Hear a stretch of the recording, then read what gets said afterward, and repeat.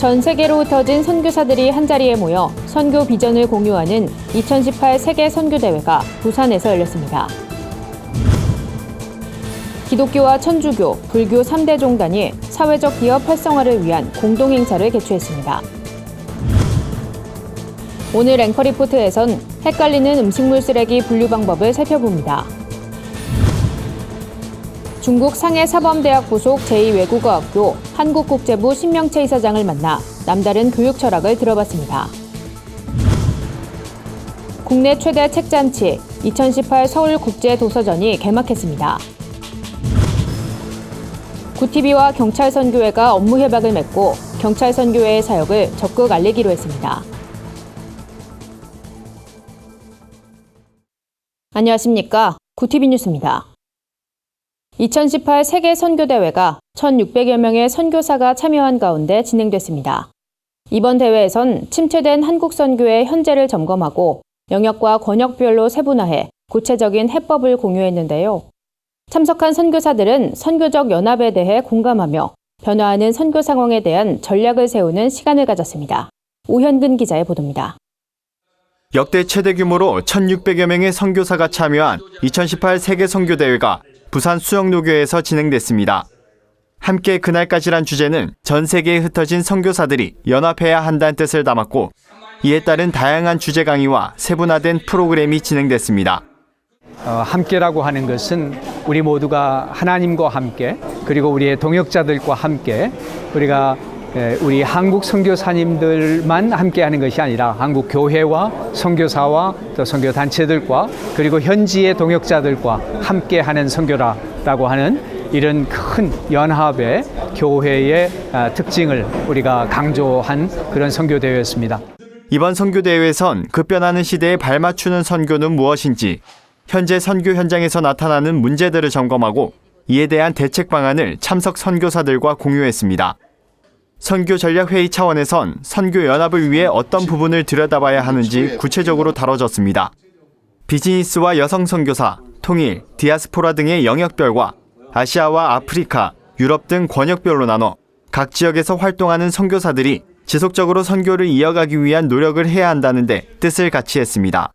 이 시대가 급격히 변하지만 이럴 때일수록 더더욱 우리 선교사님들이 이제는 함께 연합하고 협력해서 하나님 나라 신학을 기초로 해서 함께 하나님 나라 확장을 위해 힘을 모아야 된다는 것을 깨닫고 또 여러 동역자들과 함께 실제로 이런 네트워킹을 구축할 수 있었다고 하는 것이 저에게는 큰 기쁨이었고 큰 열매였습니다. 마지막 날 저녁 집회에서 메시지를 전한 이영훈 목사는 오늘날 한국교회뿐 아니라 세계교회의 위기는 기본으로부터 멀어진 데 있다며 기본인 성경의 가르침으로 돌아가야 한다고 조언했습니다.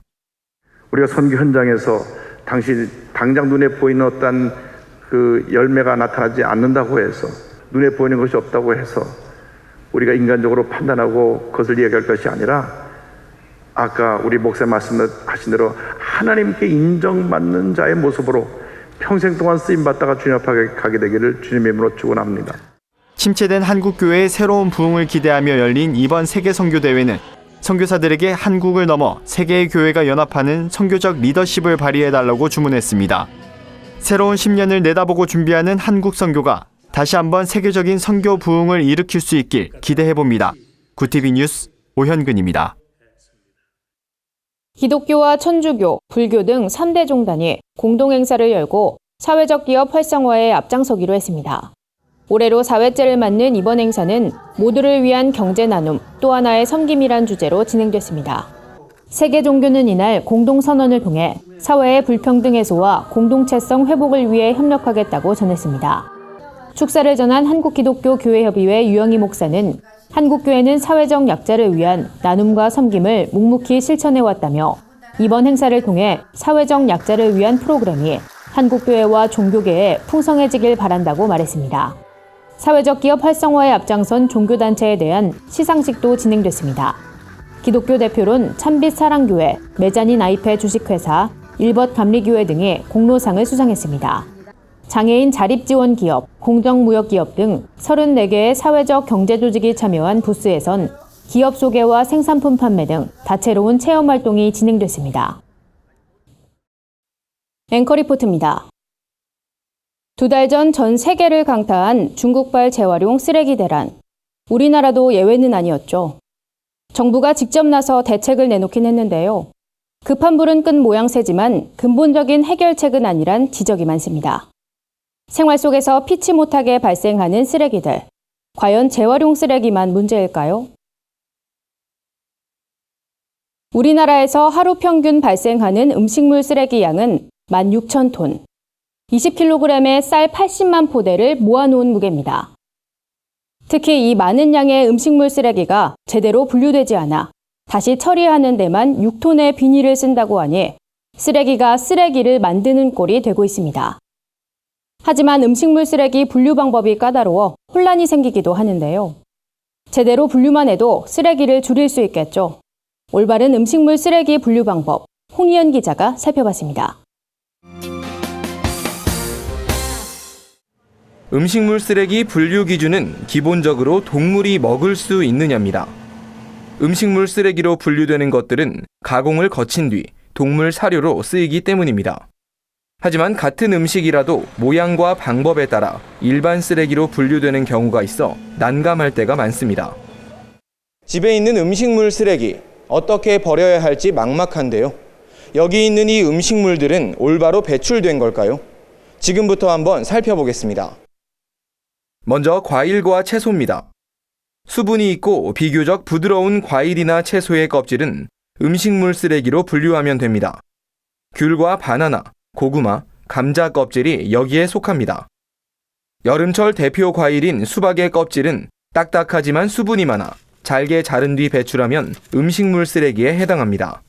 하지만 과일에서 나온 씨는 대부분 일반 쓰레기로 분류됩니다.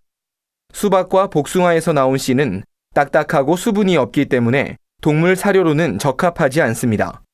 대신 씨를 잘게 부순 뒤 배출하면 음식물로도 버릴 수 있습니다. 두 번째는 육류와 어패류입니다. 이 식품군도 마찬가지로 동물 사료로 쓸 수 있는지를 먼저 생각하면 됩니다. 먹다 남은 닭뼈와 조개 껍데기, 생선 가시 등은 모두 일반 쓰레기로 배출해야 합니다. 돼지 비계와 내장 같은 것들은 음식물 쓰레기라고 생각할 수 있지만 포화지방산이 함유돼 있어 일반 쓰레기로 분류합니다. 달걀과 메추리알에서 나온 껍질은 일반 쓰레기입니다. 녹차나 둥글레차 등 차를 우려 먹고 남은 찌꺼기도 일반 쓰레기로 버려야 합니다. 꼭 알아야 할 대목은 지역별로 음식물 쓰레기 배출 기준이 다르다는 점입니다. 때문에 지자체 홈페이지 등을 통해 해당 항목을 잘 알아보고 쓰레기를 버리는 게 좋습니다. 매년 우리를 괴롭히는 쓰레기 배출 논란. 잘 버리는 습관을 들이는 게 오히려 편리한 생활 환경을 가져다 줍니다. 구티비 뉴스 홍우연입니다.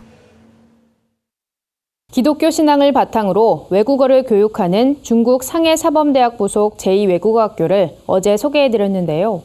학교가 잘 자리 잡고 양질의 교육 프로그램으로 운영될 수 있었던 배경엔 한국국제부 이사장의 남다른 헌신과 교육 철학이 있었다고 합니다. 신명채 이사장을 한진식 기자가 만나봤습니다.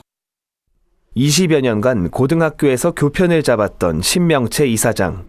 오래 몸담았던 국내 교육 현장을 떠나 이젠 중국 상하이에서 한국 청소년들이 보다 넓은 세상을 경험하도록 기회를 제공하는 데 열정을 쏟고 있습니다.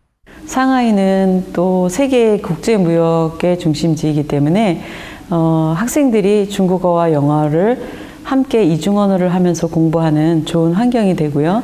국제 박람회나 많은 교육 여건들이 많이 펼쳐져 있습니다. 심 이사장은 그동안 꿈꾸던 학교의 모델을 이곳 상해사대 부속 2외국어학교 한국국제부에서 실현하고 있습니다. 교사 1명과 학생 3명이 가족을 이뤄 교제하는 패밀리 제도와 선후배가 서로 유학 생활을 돕는 1:1 멘토링, 졸업 이후에도 교사와 제자 간 끈끈한 관계를 이어가도록 하는 평생 멘토링 프로그램을 학교에 도입했습니다. 이 모든 아이디어는 청소년들이 하나님 안에서 삶의 가치와 꿈을 발견하고 소명을 향해 나아가도록 기회의 장이 마련돼야 한다는 심 이사장의 교육 철학에서 나왔습니다. 하나님께서 주신 재능을 발견하고 그 재능을 갈고 닦아서 학생들이 세계 어디에 가서든지 소통하고 자기 리더십을 발휘하는 그런 좋은 학교의 시스템을 가지고 있습니다. 심 이사장은 국내 학생과 중국 상하인의 교육 환경이 우수한 학교를 연결하는 교육기업에서 대표직을 맡고 있기도 합니다. 이 교육기업은 상해 4대 부속 2외국어 학교와 함께 영미권 대학 진학을 준비하는 학생들을 위해 캐나다 교육과정으로 운영되는 메이플리프 국제학교와도 교류하고 있습니다.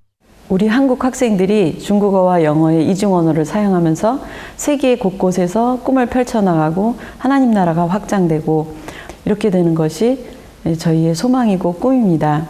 심 이사장은 섬김의 리더십을 갖춘 인재를 양성하는 지금의 사업이 잘 정착되고 나면 교육 환경이 열악한 지역의 학생들에게도 양질의 교육 기회가 주어지도록 힘쓰고 싶다며 더 큰 꿈을 그려가고 있습니다. 구티비 뉴스 한진식입니다. 국내 최대 책잔치 서울국제도서전이 올해도 어김없이 독자들을 찾아왔습니다. 20일 개막한 도서전은 기독 출판물의 우수성을 알리고 문서 선교에 앞장서고 있는 기독 출판사들도 함께 참여했습니다. 베드로 서원, 브니엘, 토기장이 등 14개 국내 기독 출판사들도 기독교 문화거리를 조성했습니다. 특별히 34회 한국 기독교 출판문화상을 수상한 90여 개의 책을 한 자리에서 만나볼 수 있는 부스도 마련됐습니다. 한국기독출판협회 최승진 사무국장은 출판 시장이 어려운 상황이지만 독자들의 필요와 요구를 반영한 우수한 책들이 출간됐다며 이번 도서전을 통해 나에게 필요한 책은 무엇인지 추천도 받아보고 최근 도서 출판 경향도 알아보는 유익한 시간이 되길 바란다고 전했습니다. 한편 이번 도서전은 최근 남북대화 기조를 반영한 특별전도 열렸습니다. 남북한 출판 교류를 위해 사진전과 함께 북한 교과서 등 북한 도서 30여 종을 엿볼 수 있는 특별전이 마련돼 눈길을 끌기도 했습니다. 도서전은 오는 24일까지 서울 강남구 코엑스에서 진행됩니다. 구티비가 전국 15만 경찰의 복음화 서역을 담당하는 경찰선교회와 업무 협약을 체결했습니다. 경찰선교회 김병철 대표회장은 이날 협약식에서 통일을 논의하는 중대한 시기에 진행하게 된 구티비와의 협력은 우리 경찰과 민족 복음화 사역에 큰 힘이 될 것이라고 소감을 밝혔습니다. 구티비 김명전 대표이사는 구티비 글로벌 선교방송단을 통해 경찰선교회의 선한 사역이 알려져 민생과 영혼을 보듬는 일에 도움이 되길 바란다고 전했습니다. 경찰선교회는 앞으로 경찰선교회 전문화를 위해 비전센터를 건립하고 전국 경찰기관의 전담 사역자를 파송해 복음화 사역에 더욱 박차를 가할 예정입니다. 오늘의 사회 이슈를 오현근 기자가 종합해드립니다. 오늘의 이슈 포커스입니다. 문재인 대통령이 러시아를 국빈 방문했습니다. 2박 4일 일정의 러시아 방문길은 지난 1999년 김대중 당시 대통령 이후 대한민국 대통령으로서는 19년 만입니다. 문 대통령은 한국 대통령으로서 사상 최초로 러시아 하원에서 연설한 뒤 드미트리 메드베데프 총리를 면담했습니다.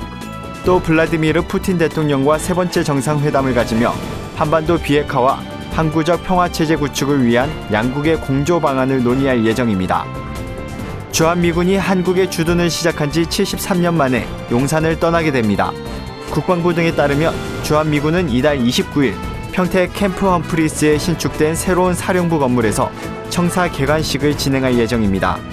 이를 계기로 주한미군은 용산 주둔 73년의 역사를 뒤로하고 평택 시대를 열게 됐습니다. 일부 사령부는 이미 기지 이전을 완료했고 주한미군 사령부와 유엔군 사령부 소속 군인들도 연말까지 모두 평택으로 옮길 예정입니다. 결혼을 미루거나 기피하는 청년들이 늘어나면서 나홀로 가구가 560만 가구를 넘어선 것으로 조사됐습니다. 통계청에 따르면 지난해 10월 기준 1인 가구는 561만여 가구로 1년 전보다 18만여 가구가 늘어났습니다. 1인 가구가 전체 가구보다 더 빠른 속도로 늘어나면서 전체 가구에서 차지하는 비중도 0.6% 상승했습니다. 1인 가구가 이처럼 빠르게 증가하는 이유론 취업과 이사, 직종별, 결혼 기피 현상 등이 꼽혔습니다. 구티비 뉴스 오현근입니다. 주요 단신입니다. 사랑의 교회가 법원에 탄원서를 제출하기 위한 전교인 서명운동을 시작했습니다. 사랑의 교회는 오정현 목사의 위임 목사 자격을 다시 심리하란 대법원 판결을 교회에 대한 부당한 간섭과 침해로 간주해 단호히 거부한다며 정당한 절차를 거쳐 시정해줄 것을 탄원한다고 전했습니다. 한편 오정현 목사 위임 결의 무효 확인 소송 환송심은 7월 4일 서울 고등법원에서 첫 심리를 시작으로 다시 재판에 들어갑니다. 세계교회협의회가 오는 2021년 제11차 총회 장소를 독일 카를스루헤로 선정했습니다. 스위스 제네바 에큐메니컬 센터에서 열린 회의에서 남아프리카 공화국 케이프타운과 독일 카를스루헤가 경합을 벌인 가운데 정책위원 118명 중 91명이 카를스루헤를 선정해 최종 결정됐습니다. 독일 교회는 투표를 앞두고 유럽 교회의 세속화를 진단하고 신앙 전통성의 회복을 강조한 것으로 알려졌습니다. 구티비가 대한예수교 장로회 대신 총회에 153 전도운동에 대해 들어보는 구티비 뉴스 초대석을 마련했습니다. 이번 초대석에선 예장 대신 유충국 총회장, 이주은 부총회장, 153 전도운동본부 이승수 본부장이 153 전도운동의 의미, 전도 방식 등을 함께 나눌 예정입니다. 뉴스 초대석은 22일 밤 9시 30분, 23일 오전 6시와 오후 2시에 시청할 수 있습니다. 한국기독교 목회자협의회가 내달 3일 숭실대학교에서 남북평화시대와 한국교회란 주제로 전국 수련회를 개최합니다. 이번 수련회에선 통일 관련 전문가와 교회 연합운동의 실무자들이 강사로 나서 한국교회의 현재 상황을 짚어보고 한반도 평화와 통일 시대를 준비하는 한국교회의 역할을 논의할 예정입니다. 이상으로 뉴스를 마칩니다. 구티비 뉴스는 인터넷 신문 데일리 굿뉴스를 통해서도 보실 수 있습니다. 시청해주신 여러분 고맙습니다.